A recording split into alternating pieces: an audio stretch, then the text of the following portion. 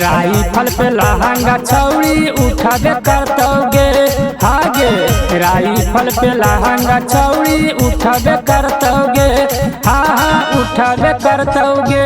जादो से कादो न लेनी होली में गोली फुटावे करतोगे, जादो से कादो न लेनी होली में गोली फुटावे करतोगे। राइफल पे लहंगा या बरी उठावे करतोगे, राइफल पे लहंगा या बरी उठावे करतोगे, हाँ उठावे करतोगे। जादो से कादो न लेनी होली में गोली फुटावे करतोगे, जादो से कादो न लेनी होली में गोली फुटावे करतोगे।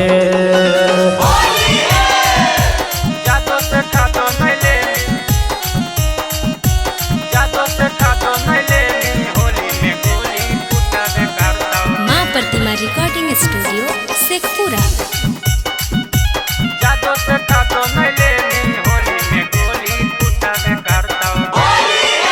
लागल हो पीछा डाले ले छौड़ी बाभन भूमि हार गे, नीचे से डालतौ छौड़ा ऊपर से जादव लागे तार गे, लागल हो पीछा डाले ले छौड़ी बाभन भूमि हार गे, नीचे से डालतौ छौड़ा ऊपर से यादव जी लागे तार गे। सिले तोर चीजावा छौड़ी टूटावे करतोगे, हे गे सिले हको चीजावा छौड़ी टूटावे करतोगे, आबर टूटावे करतोगे। जादो से कादो न लेनी होली में गोली फुटावे करतोगे, जादो से कादो न लेनी होली में गोली फुटावे करतोगे।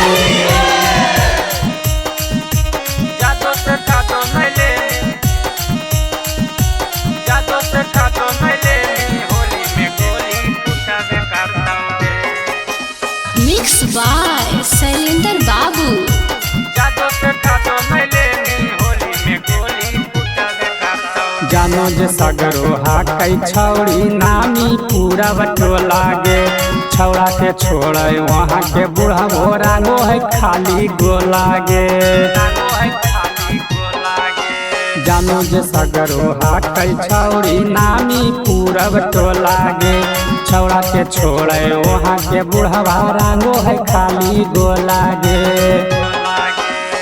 धनजय दीवाना माजा लुटावे करतोगे, हे गे धनजय दीवाना माजा लुटावे करतोगे, हाँ लुटावे करतोगे।